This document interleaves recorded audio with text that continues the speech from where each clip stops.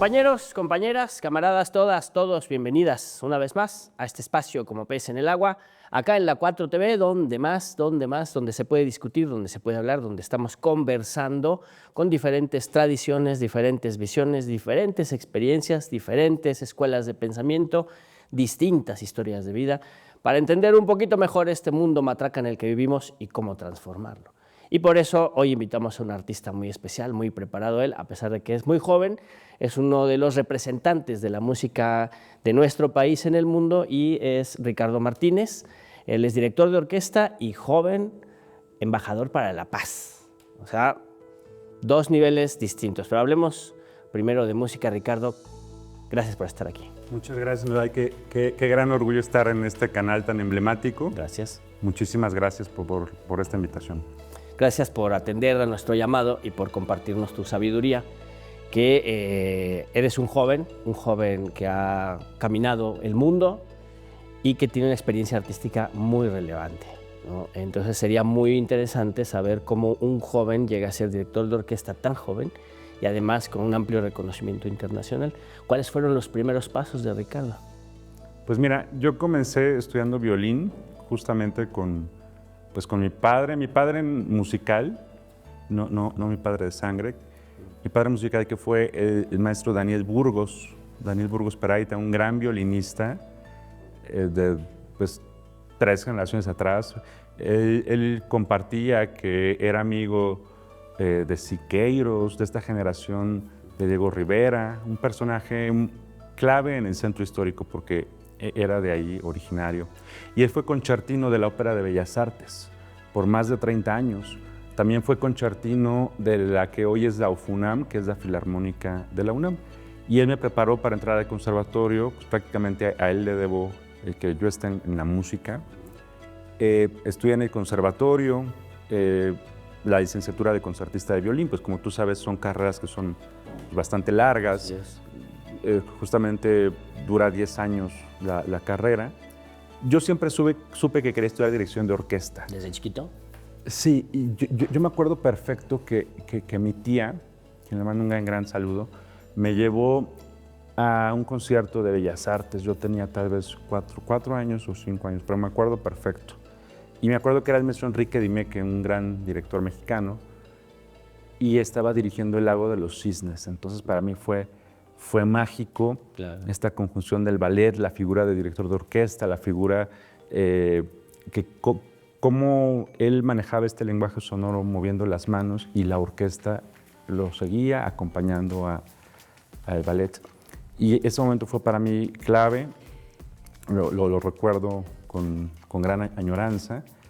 Y posteriormente, regresando a cuando ya estaba en el conservatorio, quise hacer pues mi cambio a la carrera de dirección de orquesta, que igual son una licenciatura de 10 años, pero pues muy tristemente un personaje llegó, quitó la carrera de dirección de orquesta porque pues supuestamente no había un nivel musical en los estudiantes para poder tener esta licenciatura. Entonces, pues bueno, yo creo que si alguien viene del extranjero, pues al contrario, ¿no? O sea, compartes tu profesionalismo, compartes tu experiencia que desarrollaste en Europa para justamente poder elevar el nivel musical de tu localidad, del conservatorio, de la nación. Pero bueno, no fue así. Entonces, bueno, ya no me pude cambiar. Entré a un taller auspiciado por la señora Pepita Serrano en CIBAM. Y justamente cuando regresé al conservatorio, ya no me dejaron que me inscribiera porque me había dado de baja temporal, que porque yo había elegido irme a otro lugar, ¿no? Aunque había sido por un año. Sin embargo, esto fue el momento en el que yo hice un stop en mi vida y justamente decidí que yo quería estudiar dirección de orquesta. Y la única forma era pues fuera de México. Estuve haciendo algunas masterclasses, estuve haciendo algunos cursos, estuve transitando un poco, conociendo las culturas de los países, por Europa. Sí, primeramente llegué a Rumanía. En Rumanía hice un curso con Conrad von Abel, la técnica Celibidache, y después estuve haciendo otros cursos. Tuve como maestros, a Kenneth Kissler, Wolfgang Derner, bueno, ya mencioné Konrad von Abel, Vladimir Ponkin, un gran maestro ruso, y bueno, sobre todo mi gran mentor ha sido el maestro Jorma Panula, un gran maestro, un gran pedagogo de directores, una leyenda viva porque tiene más de 90 años. Él es de origen finés, él vive en Helsinki, y él justamente lo conocí en México, porque había un programa que se llamaba Instrumenta, que fue creado por Nacho Toscano, una figura emblemática en la cultura, y justamente él trajo a México a este gran maestro. Yo tenía 16 años cuando fue mi primera masterclass con él. Yo no fui como participante activo, sino simplemente cuando supe que podía venir el maestro a México, tomé una mochila, me escapé prácticamente y me fui a la aventura a Oaxaca. Ya llegando allá, pues empecé a conocer personas, algunos me dieron hospedaje. Justamente, pues para mí mi sueño era, si iba a estar Jorma Panula en México, justamente pues el no perder la experiencia. Y me acuerdo que en algún momento el maestro dio un espacio para los jóvenes oyentes, que llevábamos toda una semana viendo y aprendiendo de los que otros Los que estaban tomando la clase y sí, los oyentes alrededor. Así Ahí es. estabas tú. Ahí estaba yo. Después de los ensayos de orquesta, dijo, bueno, un momento para los oyentes con el piano.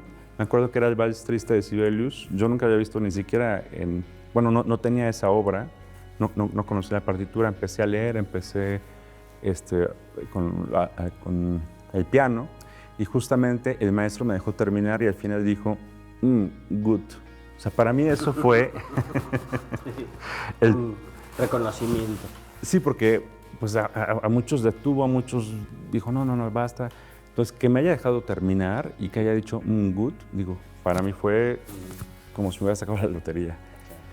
Entonces, seguí siguiendo al maestro. Ya años después, cuando regresé a Europa, pues hice mi carrera pues paseando perritos.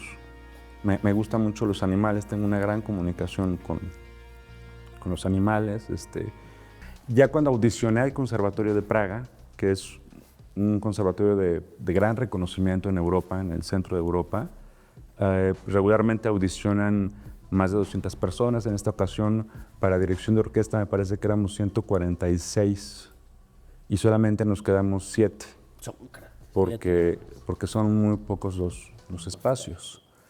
Ahí pude conocer a Libor Pesek, de estas grabaciones históricas que hay todavía con la Filarmónica de Radio, con la Filarmónica Checa. Y también, bueno, en Praga estudié con la maestra Miriam Nientzová, pero mi mentor en Praga es el gran maestro Ondrej Lenart, que es un gran director, también eslovaco, debe tener cerca ya de 90 años. Fue director en esos momentos de la orquesta de la radio de Praga, y pues para mí fue pues una gran bendición el poder tener los conocimientos de estos maestros. El primer semestre del conservatorio, o sea, si bien nunca tuve ninguna beca del FONCA, sí tuve 2 apoyos. Uno muy grande fue del estado de Veracruz, que justamente hice un concierto en Berlín, un curso y después el concierto, en esta masterclass que también recuerdo que era el único alumno latinoamericano.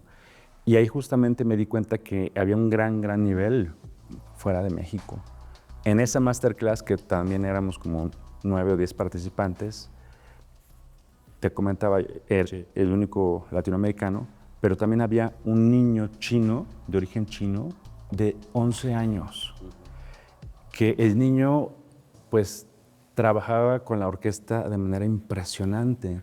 Y justamente es un choque de culturas porque puedes ver el gran nivel musical que hay en Asia, el gran nivel en China. Y sobre todo Corea, hay grandes músicos coreanos también, pero sobre todo en China. O sea, la disciplina es, o sea, yo que me sentía joven, que tenía 22 años dirigiendo una orquesta y que encuentras a un niño de 11 años. Exacto. Entonces, Eso fue maravilloso, eso fue con el apoyo de Veracruz, en otros tiempos. Sin embargo, cuando me aceptaron en el conservatorio, regresé a México y una figura muy importante en esta etapa de mi vida fue el maestro Luis Herrera de la Fuente. Gran director de orquesta, fundador de muchas instituciones, fue director por años de la Sinfónica de Jalapa, de la Sinfónica Nacional, fundador del Instituto de Música Superior del Estado de Veracruz.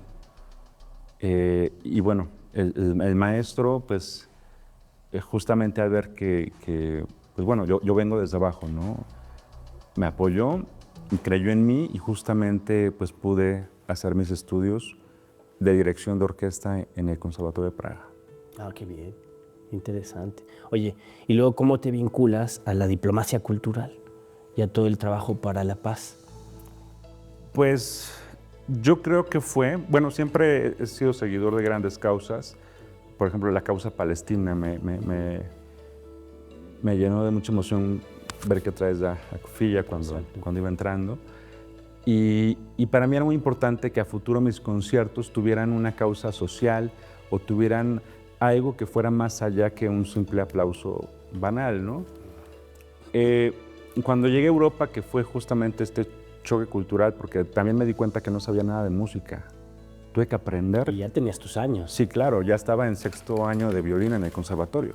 Entonces tuve que aprender prácticamente de todo, pero no nada más del instrumento, sino en general, de teoría musical, armonía, etc.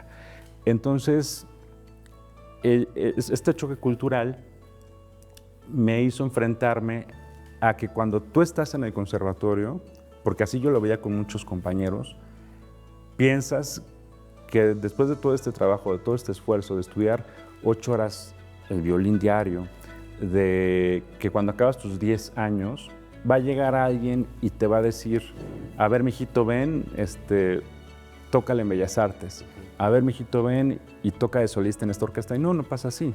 Así es. No pasa así porque, pues bueno, ya había como algo dicho, que en la cultura también hay una magia sistemática, claro, que ha venido por generaciones, pero es una realidad muy distinta cuando estás estudiando a cuando ya te enfrentas a lo que realmente pasa. Entonces Praga me hizo enfrentarme a esto. Sin embargo, siempre he tenido, como te comentaba, estas causas internacionales, siempre. Entonces estudié diplomacia cultural en Berlín. Entonces yo viajaba los jueves, viajaba en tren desde Praga hasta Berlín y me regresaba el sábado por la noche, que terminaban las ponencias. Y esto me hizo tener un acercamiento a la política internacional con personalidades que le ejecutaban de gran nivel y de gran trayectoria. Quienes nos daban, eran nuestros maestros y nos daban la cátedra, eran primeros ministros, expresidentes, embajadores de Naciones Unidas, embajadores de la UNESCO, pero así al tú por tú. Entonces, estos estudios fueron muy importantes para justamente después enfocar mis proyectos orquestales, mis proyectos musicales que he emprendido siempre, incluso desde antes de estar estudiando, en ese contexto internacionalista y a favor de alguna causa social. Por ejemplo, posteriormente, pues llevé a Bosnia la primera orquesta mexicana en la ex Yugoslavia, una orquesta que fundé en Veracruz que se llama Sinfonieta Veracruzana, integrada de músicos de un gran talento, porque Veracruz es un semillero de músicos de verdad. Músicos que se habían formado fuera de México, pero que también regresan al país y no encuentran muchos de ellos incluso donde tocar. Sí que creo que es necesario impulsar como política de gobierno la creación de orquestas profesionales en todo el país, porque hay una gran cantidad de músicos que están trabajando incluso vendiendo hamburguesas, en estas plataformas de aplicaciones, y no está mal. Pero creo que si se enfocara una política de gobierno enfocada a la creación de orquestas profesionales, se estaría honrando este humanismo mexicano y se estaría honrando también la gran cantidad de horas, la visión que ellos han desarrollado durante tantos años de preparación del estudio musical. Hace unos años pues sí vimos este fenómeno de las orquestas Esperanza Azteca, que yo en particular, pues sí es un proyecto muy lindo, pero creo que también era Así es. una falsa filantropía. Era un lavadero de cara, ¿no?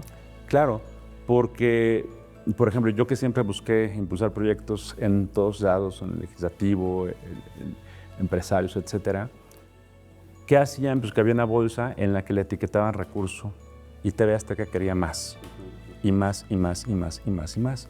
Entonces, ya que había ese recurso, iban con los municipios, con los estados, a ver, alcalde, yo tengo esto, Monopolizaban. tú ponle más y hacemos una orquesta aquí. Entonces, pues cuando la empresa misma podría hacerlo por sí sola. Exactamente.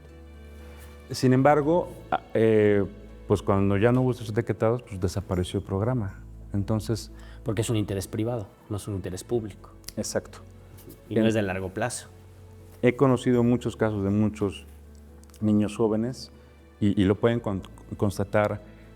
Hay unas hamburguesas que están en San Jerónimo, justamente cuando vienes por el eje 10, que te vas a dar la vuelta para tomar periférico, hay un puesto de hamburguesas donde, no recuerdo su nombre del amigo, pero él tocaba la trompeta, su sueño era seguir en la música, pero pues le cortaron el programa, entonces pues al no haber otra forma, pues puso su puesto de hamburguesas. No, le trabaja allí, además, en este puesto de hamburguesas. Entonces sí creo que es necesario impulsar una política cultural que pueda crear nuevas orquestas. Sí están muy bien estos semilleros creativos, todo esto que ha hecho la Secretaría de Cultura, pero creo que también se está descuidando un poco los músicos profesionales, porque estos niños no van a ser músicos. Y está bien porque es un programa para la construcción de paz, para la prevención de violencia, pero también no desenfocar sobre los que ya son músicos, han dedicado su vida a eso y hay carreras exitosísimas. Y además es una inversión que se tiene en esas personas, ¿no? Hay un talento, un conocimiento y un proceso de trabajo que ya está ahí para ser aprovechado. Mira, México produce más cantantes de ópera a gran nivel, a nivel internacional, que futbolistas. Y no estoy diciendo que esté mal el fútbol. Sí está muy mal, pero bueno. Bueno, yo no... En música estamos mejor. No, a lo que... Digo, no quiero decir nombres, pero hay futbolistas muy famosos. Bueno, a ese mismo nivel hay cantidad de cantantes de ópera mexicanos. Que sí ganarían un mundial. Que sí ganarían un mundial, pero que están en Europa y que pocas veces los hemos visto aquí porque pues muchas veces está el mismo de siempre. Sí. Entonces, justamente con la Sinfonieta Veracruzana hicimos algunas galas con la intención justamente de dar un espacio a esas carreras que han sido muy exitosas y que justamente pues aquí ni siquiera se les conocía. Lo hicimos también con la Filarmónica del Valle de México, que hicimos estos conciertos en Tlalnepantla, en el Estado de México, justamente con la intención de abrir puertas a estas nuevas generaciones de músicos. Claro. Oye, pero un poco insistiendo en el tema del trabajo para la paz, ¿no? Porque tú has hecho un trabajo de diplomacia cultural muy interesante en todo el tema de los Balcanes, ¿no? De Bosnia, de Kosovo, has hecho fotografía, ¿no? Has montado exposición de tu obra fotográfica, tocando temas muy sensibles de genocidio, de respeto a los derechos humanos y de trabajo para la cultura de la paz, ¿no? Eso, ¿cómo se puede ir trabajando, digamos, para el siglo XXI en esta nueva etapa donde tenemos conflictos, Ucrania, hace poquito Cachemira, India, Pakistán, sí, Gaza, Palestina, ocupaciones, colonialismo, ¿no? Y la Organización de las Naciones Unidas pues está siendo rebasada por esas dinámicas de guerra y se requeriría como una política más audaz, ¿no? Y hablando de la cultura y de las artes, más de mayor magnitud y amplitud para ir desarrollando una cultura de paz, ¿no? Aprovechando los talentos, no nada más musicales y artísticos, sino también diplomáticos, ¿no? ¿Tú cómo ves eso en perspectiva y cómo se engarza tu experiencia en este nuevo momento? Pues mira, hay cosas que tal vez yo no podría encontrar una solución ante estos embates internacionales ante un fugitivo de guerra como es el presidente de Israel, cuando la Corte Internacional ya se ha pronunciado al respecto y que haya otros países que le permitan tan solo el libre tránsito. Yo defiendo totalmente la causa palestina. Estamos justamente buscando hacer un concierto ni siquiera tomando un bando, un concierto en favor de la paz. Justamente iba a ser estamos buscando que fuera en el Auditorio Nacional, un concierto con el tema de la paz sin tener algún sesgo hacia algún lado. Tuve un problema ahí de salud hace unos meses, entonces ahorita estoy retomando otra vez fuerza como para poder consolidar todos estos pendientes. Creo que la presidenta Sheinbaum ha mostrado su respeto hacia todas estas víctimas que ha habido y ha mostrado una postura muy firme de no violencia, no a esta violencia masiva. Entonces creo que próximamente buscaremos tener un acercamiento justamente para poder intervenir en temas de construcción de paz, impulsar jornadas culturales en territorio, para que la música orquestal tampoco sea algo muy lejano, o sea, que sea algo accesible, que es lo que justamente hemos venido haciendo. Lo hicimos en Bosnia, lo hicimos en México. El dar el acceso a la música orquestal a nivel de piso, no solamente allá en la sala de conciertos, en un boleto de 200, 300, 500 pesos. Entonces, sí llevar este mensaje de la construcción de paz con el estandarte muy en alto, y sobre todo como mexicanos. Y justamente en ese contexto fue mi debut en el Carnegie Hall en Nueva York. En el 2011, que fue justamente el 11 del 11 del 11, ¿no? 11 de noviembre del 2011. Así es. En ese momento me convertí en el mexicano más joven en debutar en esta sala, que es el Carnegie Hall de Nueva York. Es la sala de más reconocimiento en el mundo. Nunca pensé que fuera a venir para mí en ese momento. Piensas que algún día llegaría, pero cuando tengas 60 años, 70 años, que tu trayectoria... ¿Ya eras embajador para la paz? No todavía. No. Esto vino porque hice una masterclass en Leipzig, o Berlín, no recuerdo. Se acercó un productor chino, porque a las masterclasses van muchos productores pues, para ver... El talento. Sí. Entonces me dio su tarjeta, me dijo que le había gustado cómo trabajé con la orquesta, algunos pasajes de aquella sinfonía. Y justamente me pidió mis datos, me preguntó si yo estaría interesado en un concierto a futuro en Estados Unidos. Entonces, pues, compartimos datos y meses después me mandó un correo diciendo que si quería hacer un concierto en Nueva York. Dije, bueno, pues hagamos, ¿no? Pero honestamente yo pensé que iba a ser en una galería, en algún museo, un hall pequeño tal vez. Y cuando me manda ese Carnegie Hall, pues yo me fui para atrás, ¿no? Porque es el sueño de todo músico, pero en mi caso llegó a los 22 o 23 años. Muy chavo, sí. Como te comentaba, no sé qué significa el 11, si ahí nos pueden dejar en los comentarios algún numerólogo que nos diga que es 11 del 11 del 11. Pero para mí era muy emblemático y de hecho casi pierdo el contrato porque había cierto repertorio. Era un concierto con compositores latinoamericanos, pero no había mexicanos, repertorio mexicano. Entonces sí fue ahí estar entre jaloneo, entre que esto, que... Porque sí iba a haber un director mexicano en el Carnegie Hall de Nueva York, que no ocurre cada fin de semana. Exacto. Creo que tendría que haber repertorio de compositores mexicanos. Y lograste... Casi pierdo el contrato, te lo comparto, pero lo conseguimos. Ah, sí. Porque si algo es que soy muy terco en todo. Muy bien. Entonces, estrenamos en Nueva York El líder para soprano y cuerdas de José Francisco Vázquez, que es un tema que seguramente a la 4TV le va a interesar a futuro, porque José Francisco Vázquez es un personaje histórico, es un compositor que es desconocido completamente, originario de Arandas, de Jalisco, y él no es famoso o no es tan conocido porque, pues digo, te lo comparto aquí entre nosotros y que no se sepa, Carlos Chávez lo bloqueó. Ándale. Esas cosas que se dan, ¿no? Esto que no pasa aquí no pasa, y esto que no no sigue pasa. pasando aquí.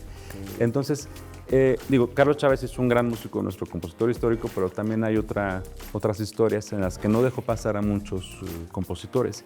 Y uno de ellos es José Francisco Vázquez. El hijo, que es escritor, no sé si radica o radicaba en España, él no conoció al padre y justamente después de 50 años quiso buscar y retomar esta iniciativa por rescatar su legado. Vino a México a investigar y se dio cuenta que su padre había sido un compositor muy prolífico. Y es importante para la historia de México porque él fundó la que hoy es la Filarmónica de la UNAM, junto con mi padre musical, el violinista Daniel Burgos, y fundó también la Escuela de Música, que hoy es Facultad de Música, pues de la máxima casa de estudios, que es la universidad. Muchas de sus partituras estaban pues perdiéndose porque se llenaban de hongos, porque eran manuscritos. Sí.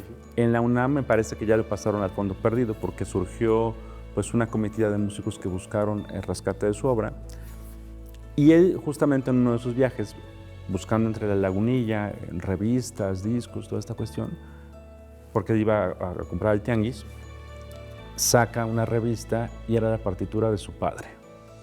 Entonces, ¿te imaginas qué sorpresa? Interesante.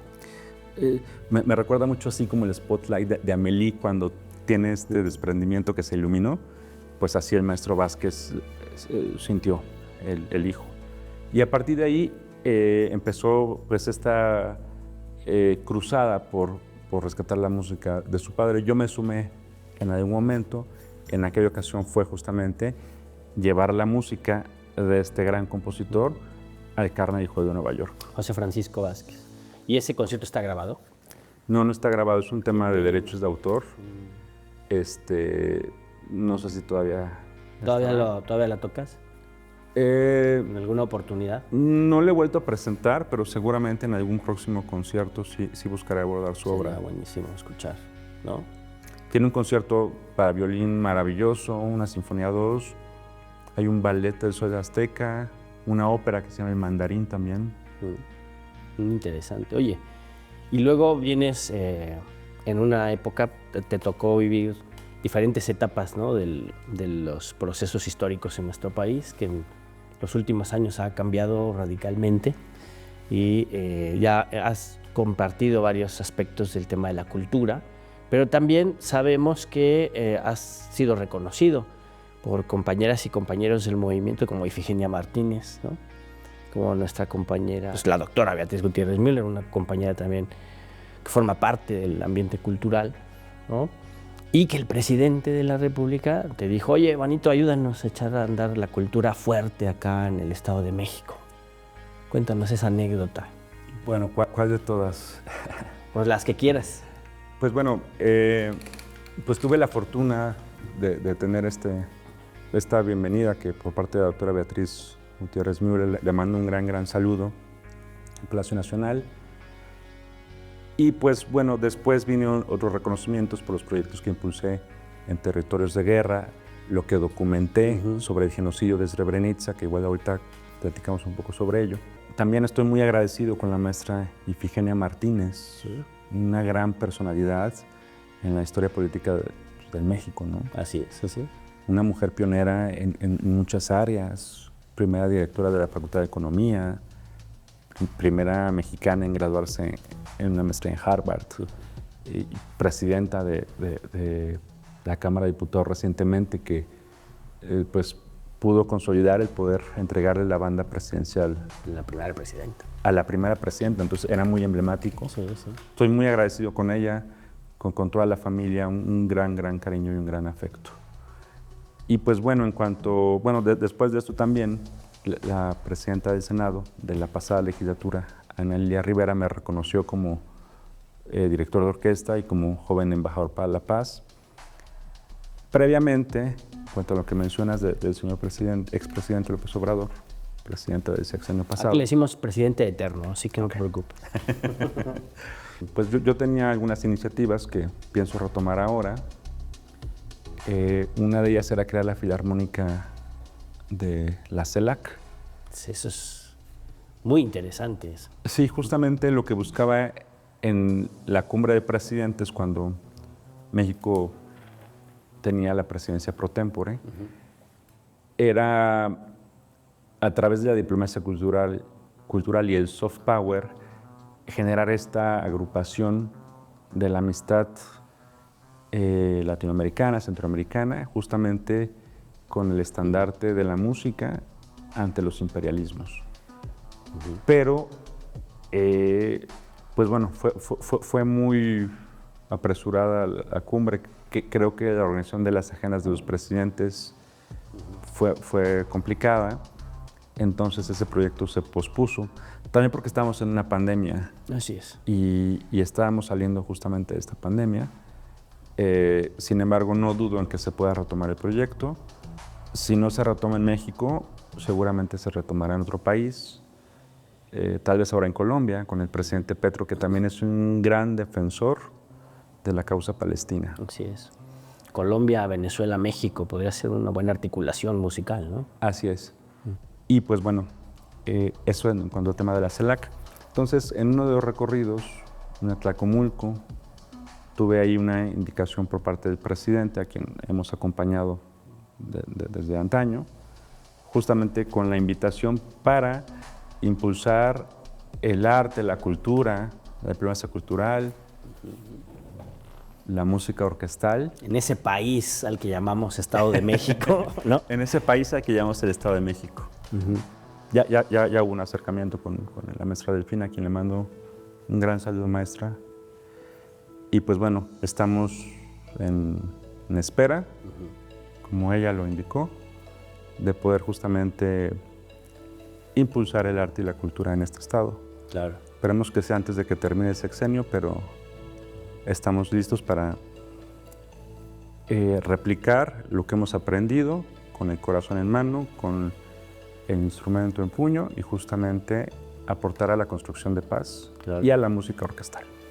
Y a esta incorporación de los profesionales de la música a proyectos del tipo, no sé, una sinfónica del Estado, ¿no? Por ejemplo, ¿no? Pues sería maravilloso. Sería maravilloso. Como pasar a otro nivel, ¿no? Sí. Aprovechar los talentos, aprovechar las experiencias, aprovechar, digamos en política le diríamos los cuadros que ya tenemos y ponerlos a trabajar en un nivel profesional, como en el caso de una orquesta sinfónica del Estado de México, por ejemplo, ¿no? Sí, bueno, pues Se vale soñar, digo. se vale soñar y se vale creer en los que sí somos de este lado. Claro, porque además es un espacio para difundir discursos, para posicionarse por la paz, ¿no? Sí, y sobre todo, pues el poder posicionar muy en alto el nombre de la entidad, la diplomacia cultural, hermanamientos entre ciudades, nuevas tecnologías, algo fresco, algo nuevo, algo que sí venga de los que sí hemos caminado. Ricardo, para ir cerrando, platícanos de tu faceta como fotógrafo, como documentador de una experiencia muy dura. Pues mira, no me considero fotógrafo. Pero tomaste foto. Sí, he tomado ¿Y la expusiste? fotografías. Y sí he presentado exposiciones ¿De qué va eso? en Berlín, en Sarajevo, en Istambul. Fíjate, nada más. Justamente con el apoyo del Alto Comisionado de la ONU. Pues, bueno, después de que me nombran embajador para la paz por el presidente del Consejo de Seguridad de la ONU, que para mí fue un gran honor porque me dio una hora de su tiempo. Y para mí fue muy valioso en aquel momento porque él estaba mediando la guerra en Libia, la guerra contra Gaddafi. Ya te imaginarás en qué tiempo fue. Cuando en mi país pues no me recibía ni el alcalde de Sí, claro. la Cuauhtémoc, Aquí era un virreinato subordinado al imperio. Justamente, pues me recibe en el Consejo de Seguridad, después ya de haber debutado en Nueva York. Y también ya había llevado la primera orquesta mexicana a Bosnia, que fue esta Orquesta Sinfónica Veracruzana. Colaboramos también con el Centro Internacional para la Paz de Sarajevo, en el Festival de Invierno de Sarajevo, que es un festival muy importante que se mantuvo durante la Guerra de Bosnia. Entonces me nombra Joven Embajador para la Paz y me invita a que participe como enviado especial en una delegación que fue encabezada por Bill Clinton. Digo, no me da orgullo decir que estuve junto a Clinton, Pero era el presidente. pero ahí estuve yo y tenía 24 o 25 años. Entonces voy justamente al lugar de la masacre de Srebrenica. Si bien recordamos que durante la guerra de Bosnia era una guerra étnico-religiosa, y a este lugar que se llama Srebrenica se fueron a refugiar gran cantidad de bosnios musulmanes. Fue algo que no tenía que haber ocurrido, como cualquier genocidio no tuvo que haber pasado. No tiene justificación. No tiene justificación, pero es algo que le pesa mucho a Naciones Unidas, porque ahí estaban los cascos azules. Sin embargo, es algo que hoy en día le pesa mucho a Naciones Unidas, a todas estas naciones que fueron involucradas, porque es una localidad donde fueron a refugiarse todos los bosnios musulmanes a este lugar, porque ahí estaban los cascos azules para defenderlos. Y tú puedes ver en YouTube los videos cómo llegan las tropas serbias y están negociando con pues, sus tenientes de los cascos azules, y muy terriblemente dejan que aniquilen a 8.500 bosnios en 3 días, que ha sido el genocidio más grande después de la Segunda Guerra Mundial. Y antes de Palestina, antes de Gaza. Hoy lo en día es Gaza, pero en ese momento era Srebrenica. Separaron a las mujeres de los varones. Los serbios les decían que pues nada más era una separación rutinaria, que no iba a ocurrir nada. Y justamente en Potocari mataron a estos 8.500 bosnios en 3 días. Pues es algo estremecedor, justamente porque la intención era que no hubiera esta semilla, que no siguiera esta descendencia de estos bosnios musulmanes. Entonces, pues el llegar ahí para mí fue un parteaguas en mi vida, porque estar el día en que se enterraron 613 cuerpos identificados y ver el dolor de 613 familias con los 613 féretros es algo estremecedor.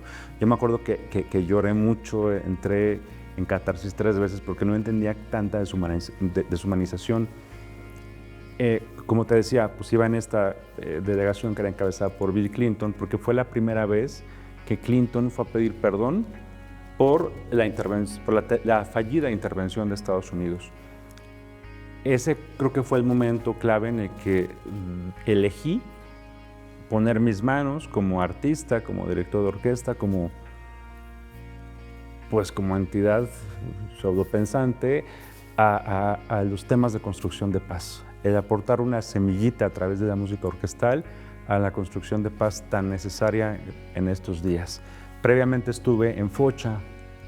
Foča fue una localidad justamente una aldea bosnia musulmana de 1.000 personas.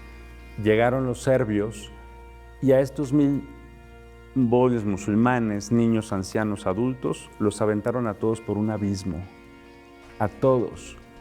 Y hoy en día, pues sus casas y sus pertenencias son ocupadas por estos serbios. Entonces,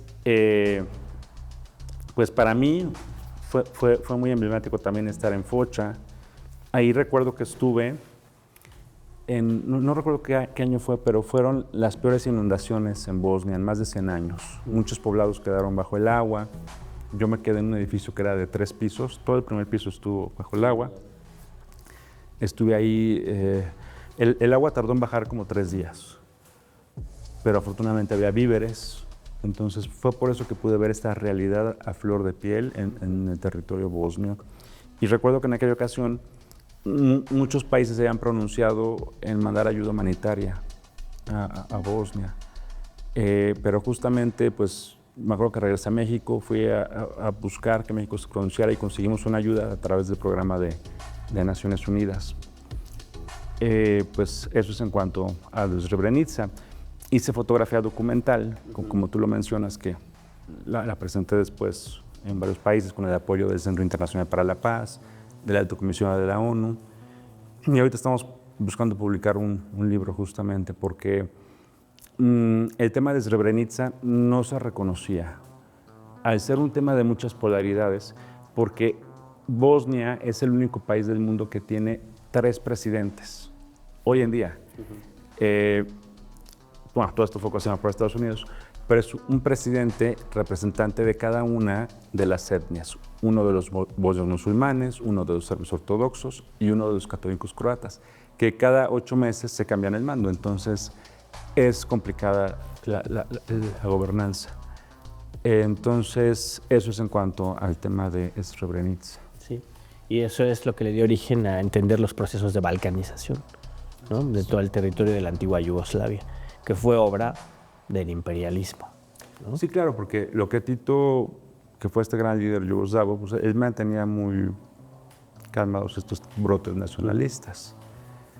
Pero pues bueno, pues es un gran tema porque hemos hecho mucho activismo justamente desde la cultura para que Bosnia pueda ser candidato a la Unión Europea. Muchas naciones como Croacia, como Eslovenia, pues ya han sobrepasado los estragos de la guerra porque son países que son tan bellos naturalmente, sus playas, sus bosques, que han aprovechado mucho el turismo. Pero Bosnia no, porque no es miembro de la Unión Europea. Y justamente ni siquiera puede ser candidato por este tema de los 3 presidentes. Sí. Hay una complejidad diplomática allí. Y por eso ahora se entiende mejor el tema de la diplomacia para la paz, ¿no? La diplomacia cultural para la paz y el ser joven embajador de la paz, ¿no? Para ir cerrando igual, ya en temas más locales, ¿no? Estamos en el tema de los proyectos. Uno es esto de impulsar, ¿no? Sinfónicas estatales, sinfónicas,